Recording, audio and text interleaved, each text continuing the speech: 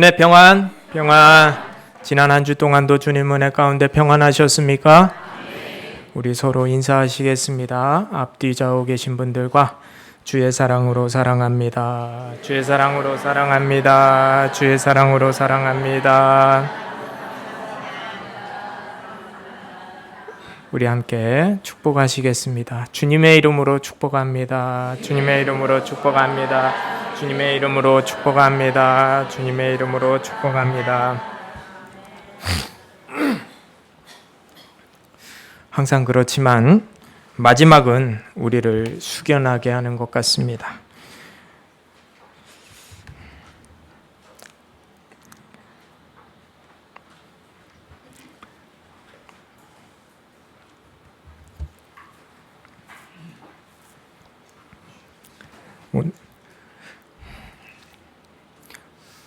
오늘 이 설교는 제가 우리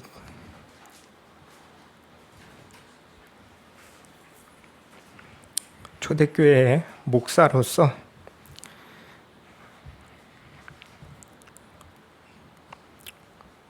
마지막으로 하는 고별 설교입니다.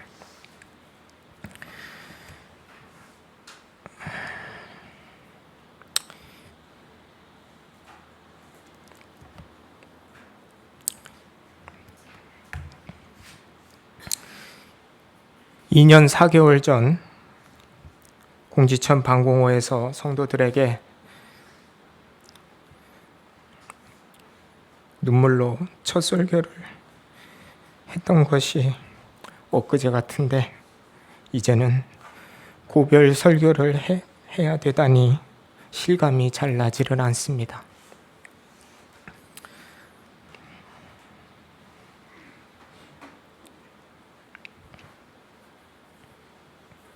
한 주간 성도님들에게 어떤 말씀을 전할까 많이 고민을 했습니다. 그래도 마지막 설교인데 성도님들에게 기억에 남을 설교를 해야 한다는 부담감이 밀려왔습니다. 하나님, 어떤 말씀을 전해야 할지요 지혜를 주십시오라고 간절히 기도했습니다. 여러 가지 생각으로 설교에 맥이 잘 잡히지 않았습니다. 할 말은 많은데 잘 정리가 되지 않았습니다. 고민하던 중에 제가 이 교회를 떠나더라도 성도님들이 계속해서 삶의 지표로 삼고 추구해 나아가야 할 것들에 대해서 전해야겠다라는 생각이 들었습니다.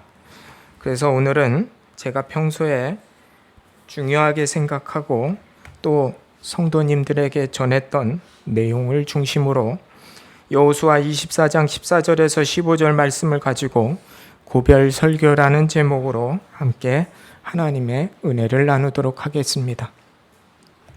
성경에는 여러 편의 고별 설교가 나옵니다.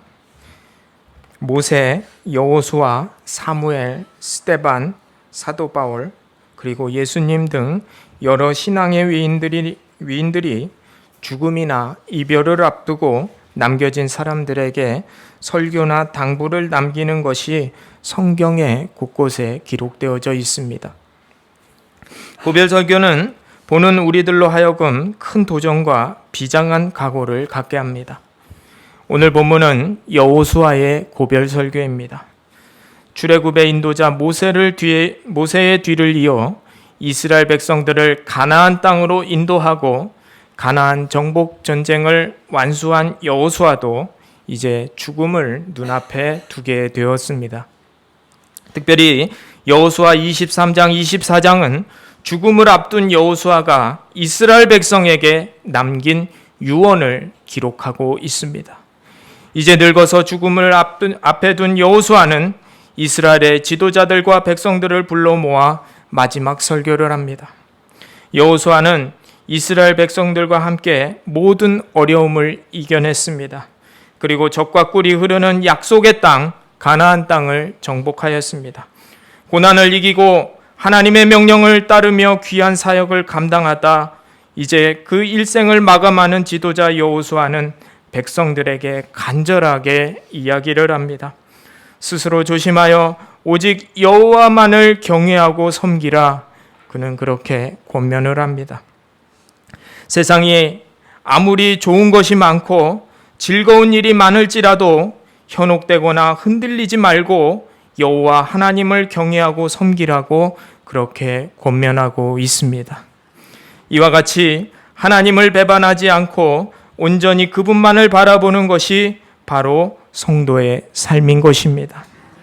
우리를 이제까지 선한 길로 인도하시고 앞으로도 인도하실 하나님을 바라고 그분의 뜻을 추구하며 사는 삶이 바로 이 땅을 살아가는 그리스도인의 삶이라고 말할 수가 있습니다. 이 땅에서 구원받은 백성으로서 거룩한 성도로 부름받은 우리들이 우리 자신과 가정과 교회 가운데 추구해야 할 것은 구체적으로 무엇이 있는지 우리가 함께 살펴보도록 하겠습니다.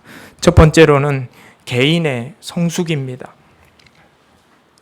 우리는 개인의 신앙과 믿음의 영역에 있어서 성숙을 추구해 나아가야만 합니다.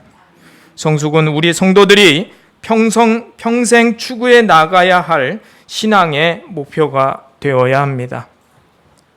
올해 우리 교회 목표를 말씀과 기도와 성령으로 성숙하는 해로 그렇게 정했습니다. 2019년에 절반을 지나가며 성도 여러분들은 얼마나 성숙을 이루어 가셨는지 모르겠습니다. 비록 지금은 눈에 띄지 않을 수도 있지만 우리는 조금씩 성숙되어져 가고 있다고 저는 믿습니다. 교회에 처음 부임하고 성도들을 보았을 때 참 마음이 아팠습니다. 교회의 문제들로 인해 실망하고 상처 입은 성도들을 보며 어디서부터 어떻게 위로를 하고 저들의 상처를 보듬해 가야 할지 참 막막했습니다. 그저 목사가 해줄 수 있는 것은 위에서 기도하고 열심히 말씀 준비해서 하나님의 말씀으로 위로하고 양육하는 길밖에는 없다고 그렇게 생각을 했습니다. 그래서 부족하지만 매주 성도들을 영적으로 살찌우기 위해서 열심히 말씀을 준비했습니다. 아마도 지난 제 목회 사역을 돌이켜보면 제가 쏟아부은 시간과 에너지의 80~90%는 설교 준비가 아니었나 그런 생각이 듭니다. 시간이 지나고 성도들이 말씀으로 하루하루 회복되어지고 믿음이 조금씩 성장하는 것을 보면서 마음의 감사와 보람을 느꼈습니다. 이제는 상처가 많이 아물고 믿음도 회복되어졌다고 저는 생각을 합니다. 그렇다면 이제는 우리는 성숙을 위해서 힘써야만 합니다. 우리의 성숙됨이 세상 사람들에게 나타나야만 합니다. 디모데전서 4장 15절 말씀 다 같이 읽도록 하겠습니다. 이 모든 일에 전심전력하여 너의 성숙함을 모든 사람에게 나타나게 하라. 우리는 성숙하기 위해서 전심전력해야 합니다. 우리가 할 수 있는 온 마음과 온 힘을 다 쏟아 부어야 합니다. 지성이면 감천이라는 마음과 때가 되면 어떻게 되겠지라는 안일한 생각을 가지고는 우리는 절대로 성숙을 이루어 갈 수 없습니다. 우리의 모든 지정의와 영혼 육이 전인격적으로 성숙되어지기를 위해서 우리는 최선을 다해야만 합니다. 우리가 전인격적으로 성숙되어질 때 세상 사람들이 우리를 그리스도인이라고 그렇게 인정하게 될 것입니다. 사도행전 11장에 보면은 바울이 안디옥 교회 담임자로 부임하여 목회를 하면서 제자들을 양육합니다. 바울의 가르침으로 제자들의 믿음이 성숙되어지자 믿지 않는 자들이 그들을 보고 그리스도인이다 그렇게 부르게 됩니다. 성경에 보면 비로소 그리스도인이라 일컬음을 받게 되었더라 라고 그렇게 기록되어져 있습니다. 성도 여러분, 주변에 믿지 않는 자들이 여러분들을 보고 무엇라고 부르고 있습니까? 그분들이 여러분들을 보고 어떻게 평가하고 있습니까? 그리스도인이라고 성도라고 인정하고 있습니까? 물론 그들의 평가나 말에 우리가 신경을 쓰고 그것에 좌지우지될 필요는 없습니다. 그러나 성도라고 그리스도인이라고 인정은 받지 못할지언정 최소한 판단이나 손가락질은 당하지 말아야 할 것입니다. 그런데 오늘날 그리스도인들의 신뢰도는 바닥을 치고 있습니다. 세상 사람들은 우리에게 안 믿는 우리와 너희가 다를 게 뭐냐고 그렇게 질문을 합니다. 최근에 한 분을 알게 되었습니다. 그분은 사회 참여도 열심히 하시고 기부와 봉사하는 일에 발벗고 앞장서는 그런 분이셨습니다. 소외된 이웃을 향한 사랑과 순수함을 보면서 목사로서 제 자신이 참 부끄러웠습니다. 그런데 안타깝게도 예수님을 믿지 않으셨습니다. 마음 한편에 이분이 예수님을 믿는다면 얼마나 주님이 기뻐하실까 하는 그러한 생각이 들었습니다. 그런데 그분이 교회에 나오지 않는 이유가 있었습니다. 마음 가운데 믿는 자들에 대한 상처가 많이 있었습니다. 살아오면서 믿는 자들에게 받은 실망과 상처가 마음속에 깊이 뿌리박혀 있기에 교회와 믿는 자들에 대해 마음을 쉽게 열지 못하시는 것을 보았습니다. 그분을 보며 참 마음이 아팠습니다. 그리고 믿는 자들이 올바르고 정직하게 살아야 한다는 것을 다시 한번 뼈저리게 깨달았습니다. 성도 여러분, 우리는 세상에서 교회의 얼굴이라는 사실을 잊지 마시기를 바랍니다. 우리의 잘못된 행동 때문에 교회의 머리이신 그리스도와 그리스도의 몸인 교회의 이름에 누를 끼쳐서는 안 될 것입니다. 우리는 말과 행동 거지 하나하나에 조심을 해야만 합니다. 저는 성도들이 품위가 있었으면 합니다. 말은 그 사람의 인격인데 어떤 분들을 보면 세상 사람들보다도 더 말을 조심 안 하시는 분들이 계십니다. 교양 없이 말하고 안 해도 되는 영양가 없는 말하고 부풀려서 말을 옮기고 그래서 오해와 다툼을 일으키고 다른 사람의 마음에 상처를 주고 하는 것들을 이제는 버리시기를 바랍니다. 또한 삶으로 실천해야 합니다. 어떤 분들은 보면 말은 번지르한데 삶을 보면 전혀 다르게 살아갑니다. 성경 말씀은 많이 아는 것 같은데 삶을 보면 전혀 그리스도인답지 못합니다. 성도 여러분 기억하시기 바랍니다. 삶이 따르지 않는 믿음은 진짜 믿음이 아닙니다. 과거에 내가 아무리 잘 믿었어도 아무런 소용없습니다. 지금 현재가 중요한 것입니다. 성도는 신앙의 연조가 깊어지면 그만큼 신앙에 철이 들어야 합니다. 10년, 20년 지나도 예전 모습 그대로, 유아기적 모습 그대로 살아가는 것을 하나님은 기뻐하지 않으십니다. 에베소서 4장 13절 말씀 다 같이 읽도록 하겠습니다. 우리가 다 하나님의 아들을 믿는 것과 아는 일에 하나가 되어 온전한 사람을 이루어 그리스도의 장성한 분량에 충만한 데까지 이르리니 아멘. 이 말씀은 성숙한 인간으로서 그리스도의 완전성에 도달하라 그러한 의미입니다. 즉 우리의 말과 행동이 예수님과 같이 되어야 한다는 것입니다. 물론 성도 한 사람 한 사람이 우리 성도 한 사람이 작은 예수가 되어야만 합니다. 물론 죄인된 우리가 우리의 힘과 노력으로 그리스도의 완전에 도달하는 것은 불가능합니다. 그러나 우리에게는 성령님이 계십니다. 성령님 의지하고 성령님의 도우심을 힘입는다면 내 힘으로는 불가능해 보이는 것 같은 성숙과 완전에 능히 도달할 수 있게 될 것입니다. 사랑하는 성도 여러분, 이제는 우리가 성숙되어져야 할 때입니다.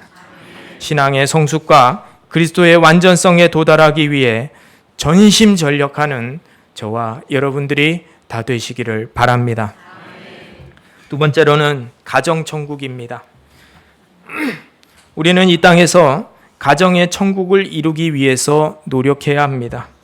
진정한 가정 천국은 가정이 복음화될 때 이루어집니다. 하나님은 가정이라는 공동체를 통하여 구원을 이루어 가셨습니다. 사도행전에 보면 고넬료와 빌립보 감옥의 간수, 루디아 등등에 의해서와 같이 하나님은 한 사람의 회심을 통하여 온 가정을 구원하셨습니다. 사도행전 16장 31절 말씀 우리 다 같이 읽도록 하겠습니다.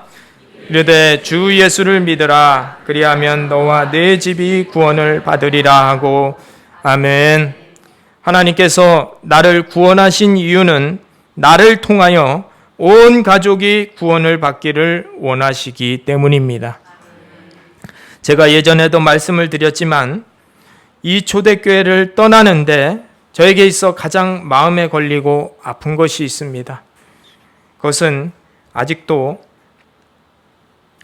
성도님들의 가정에 믿지 않는 가족들이 많이 있다는 사실입니다.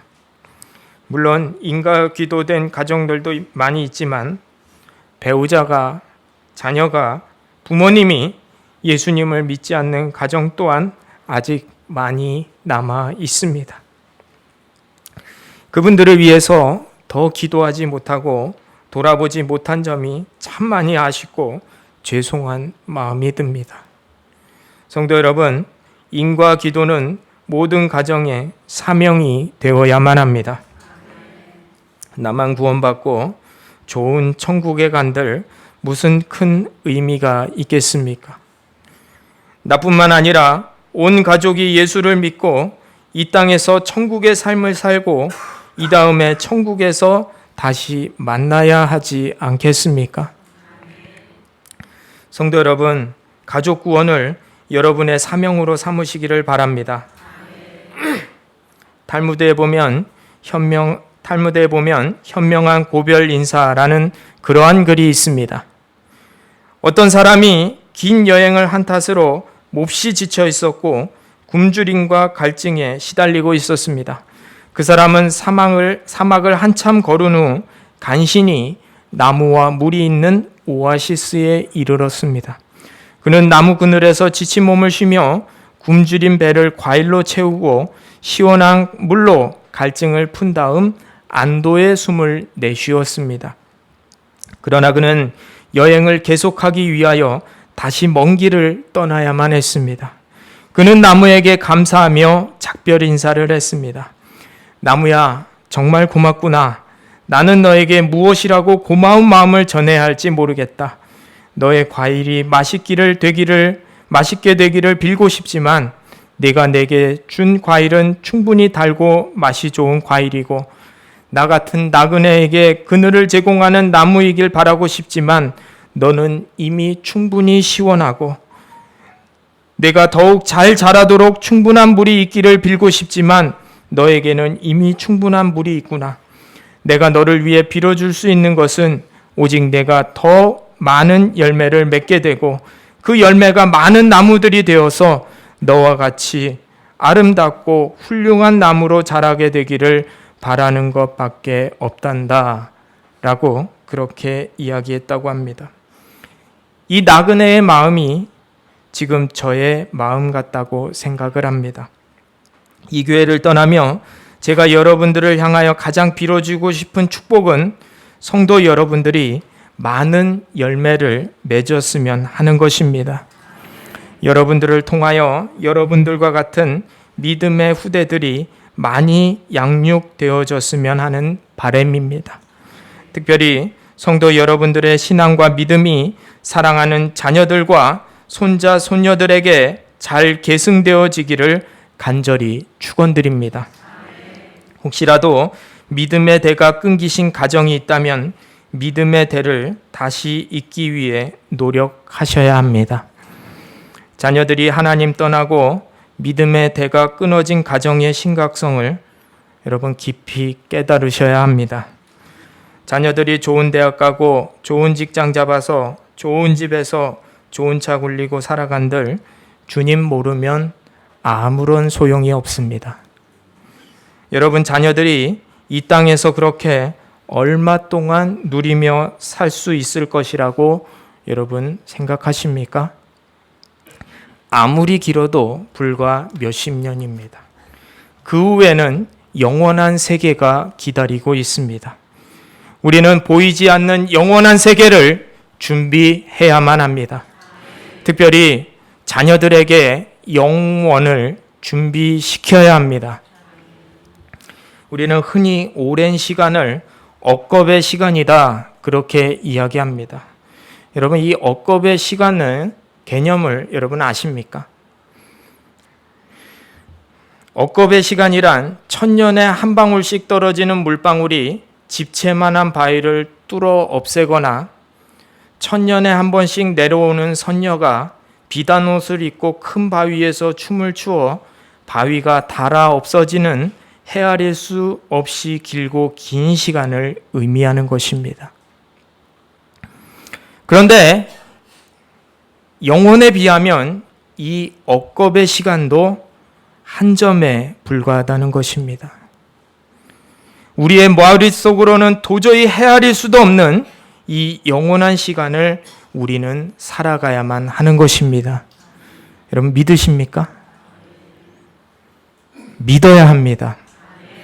우리는 반드시 영원을 살아가야 할 사람입니다. 영원의 길은 두 갈래입니다. 다른 길은 없습니다. 이별과 눈물과 고통이 없는 곳에서 행복하게 영원히 살아가느냐, 아니면 더 이상 죽을래야 죽을 수도 없는 고통과 절망 가운데서 영원히 살아가느냐 하는 것입니다. 오늘날 많은 부모님들이 자녀의 성공과 미래를 위해 아낌없이 투자하고 희생합니다. 그런데 여러분 아십니까? 자녀가 성공해서 이 땅에서 남부럽지 않게 편안하게 살 수 있다 할지라도 그 시간은 그렇게 길지 않습니다. 때가 되면 그 누구도 예외 없이 하나님의 심판대 앞에 서게 되고 그 이후에는 영원한 안식과 행복, 아니면 영원한 고통과 절망의 길을 가야만 합니다. 그 향방은 이 땅에서 살아갈 때 그들이 예수 그리스도를 믿느냐 믿지 않느냐에 따라서 갈려지게 되어져 있습니다. 목회를 하면서 많은 부모님들을 보았지만 자녀의 영혼에 대해서 생각하고 고민하는 부모님들은 그리 많지 않았습니다. 자녀들의 대학 입시를 위해서 부모님들은 열심히 기도합니다. 입시를 얼마 안 두고는 세일의 특별 기도회를 합니다. 자녀들이 주일 성수하지 않아도 부모님들은 지성이면 감천이라고 열심히 기도합니다. 자녀들의 취직을 위해서 기도합니다. 자녀의 결혼을 위해서 기도합니다. 자녀의 성공을 위해서 밤낮 눈물로 기도합니다. 그런데 정작 그것과는 비교도 되지 않는 가장 중요한 자녀의 영혼 구원을 위해서, 자녀의 믿음을 위해서 기도하시는 부모님들은 그렇게 많이 보지 못했습니다. 여러분, 제가 질문 하나 하겠습니다. 여러분, 이 질문을 심각하게 들으시기 바랍니다. 그런 일이 일어나서는 안 되겠지만 여러분들의 자녀, 손자, 손녀들이 만일 지금 하나님 앞에 서게 된다면 여러분 그들이 천국에 갈 것이라고 확신을 하십니까? 확신이 있으십니까? 그 확신이 없다면 그 사랑하는 자녀들, 손자, 손녀들은 어떻게 되겠습니까?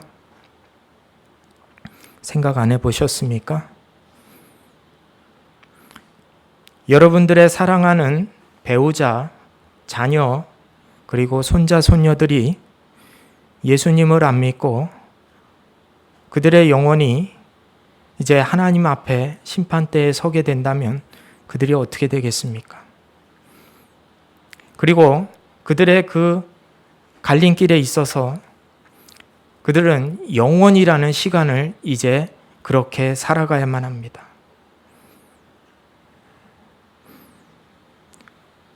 여러분, 그 사실을 분명히 알면서도 고민하지 않고 그들에게 장차 일어날 일들을 뻔히 알면서도 가만히 있어서는 안 됩니다.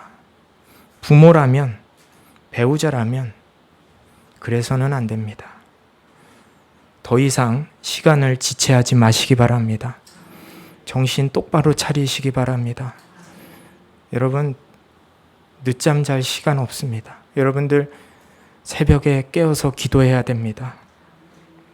작정 기도를 하시든지 금식 기도를 하시든지 그들의 영혼 구원을 위해서, 영원한 천국의 삶을 위해서 눈물로 애통하며 부르짖어야 합니다.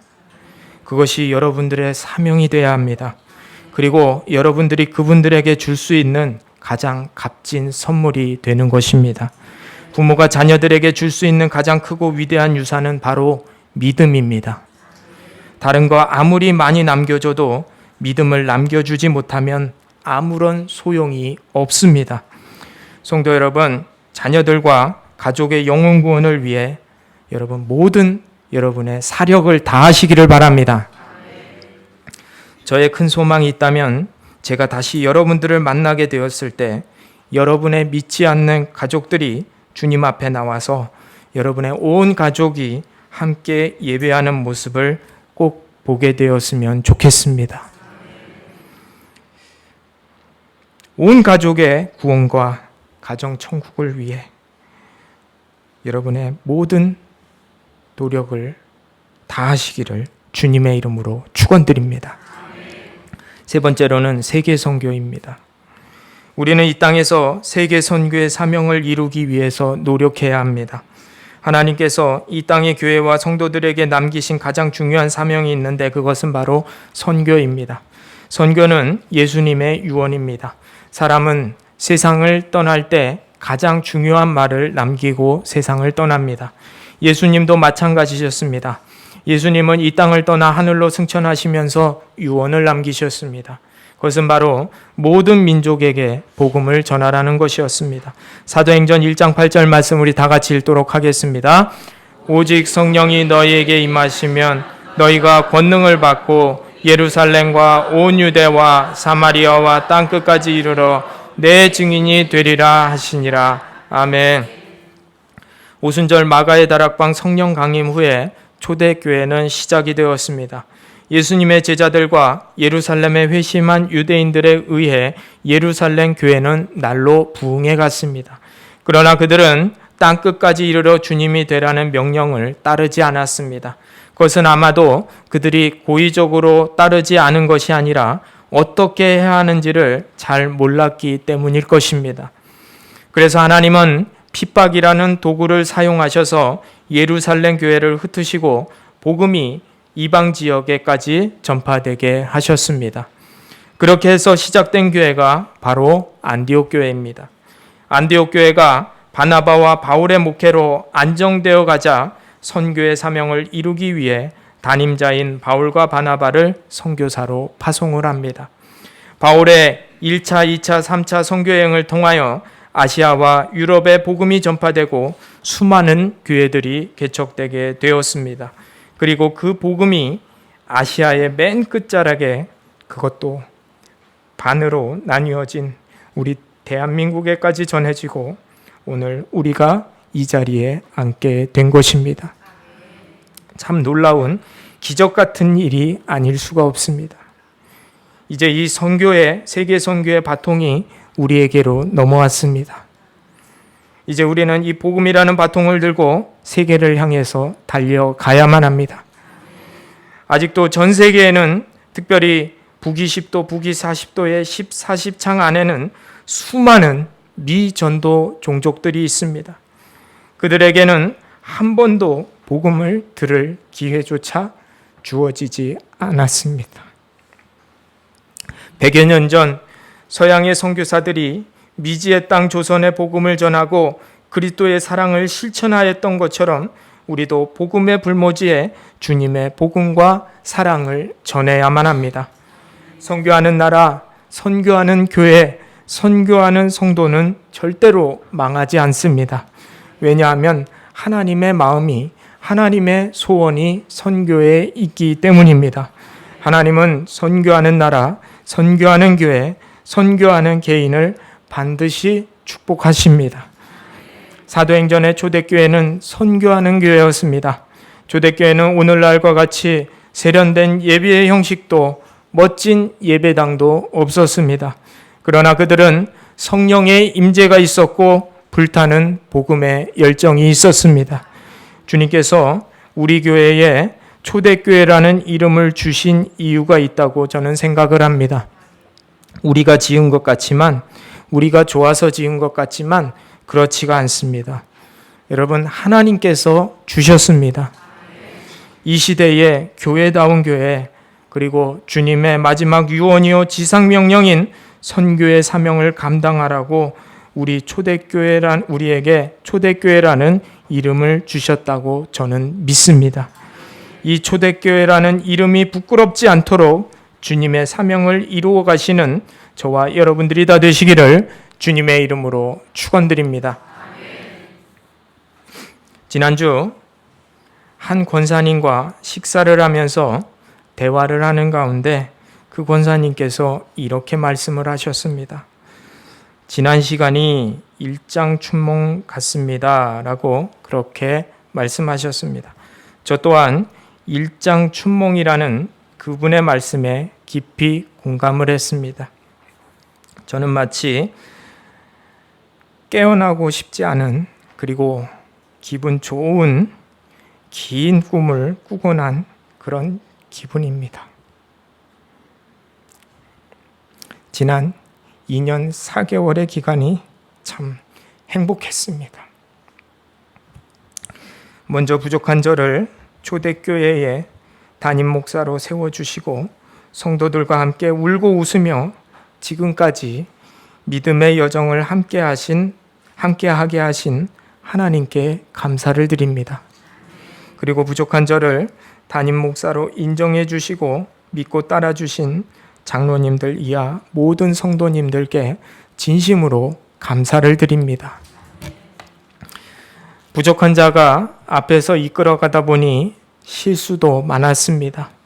본의 아니게 부족한 저로 인해 마음의 실망과 상처를 받은 성도님들이 계시다면 진심으로 사과를 드립니다. 넓은 그리스도의 사랑으로 용서해 주시기 바랍니다.